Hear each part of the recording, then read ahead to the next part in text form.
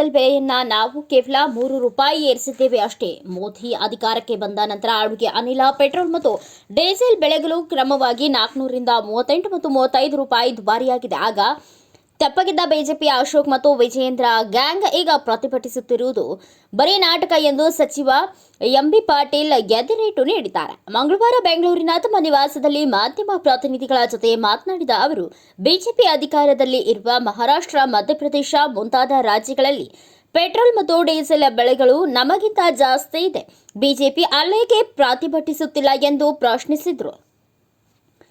ಲೋಕಸಭಾ ಚುನಾವಣೆ ಫಲಿತಾಂಶಕ್ಕೂ ಈಗಿನ ಬೆಲೆ ಏರಿಕೆಗೂ ಸಂಬಂಧ ಇಲ್ಲ. ಜೊತೆಗೆ ನಾವು ಕೊಟ್ಟಿರುವ ಗ್ಯಾರಂಟಿಗಳು ಕೂಡ ನಿಲ್ಲುವುದಿಲ್ಲ. ಅವುಗಳ ಜನತೆಯಲ್ಲಿಯೇ ನಾವು ಅಭಿವೃದ್ಧಿ ಕೂಡ ಸಾಧಿಸುತ್ತೇವೆ ಎಂದು ಅವರು ಪ್ರತಿಪಾದಿಸಿದರು. ಕಳೆದ 10 ವರ್ಷಗಳಲ್ಲಿ ಕಚ್ಚಾ ತೈಲದ ಬೆಲೆ ಸಾಕಷ್ಟು ಇಳಿದಿದೆ. ಆದರೆ ಮೋದಿ ಸರ್ಕಾರ ಮಾತ್ರ ತೈಲೋತ್ಪನ್ನಗಳ ಬೆಲೆಯನ್ನ ಒಮ್ಮೆ ಕೂಡ ಇಳಿಸಲಿಲ್ಲ. ಆದರೆ ಕಾಂಗ್ರೆಸ್ ನೇತೃತ್ವದ ಯುಪಿಎ ಸರ್ಕಾರದ ಅವಧಿಯಲ್ಲಿ ಪೆಟ್ರೋಲ್, ಡೀಸೆಲ್ ಮತ್ತು ಎಲ್ಪಿಜಿ ಬೆಲೆ ಜನರ ಕೈಗೆ ಎಟುಕುವಂತೆ ಮಾಡಿತ್ತು ಎಂದು ಹೇಳಿದರು.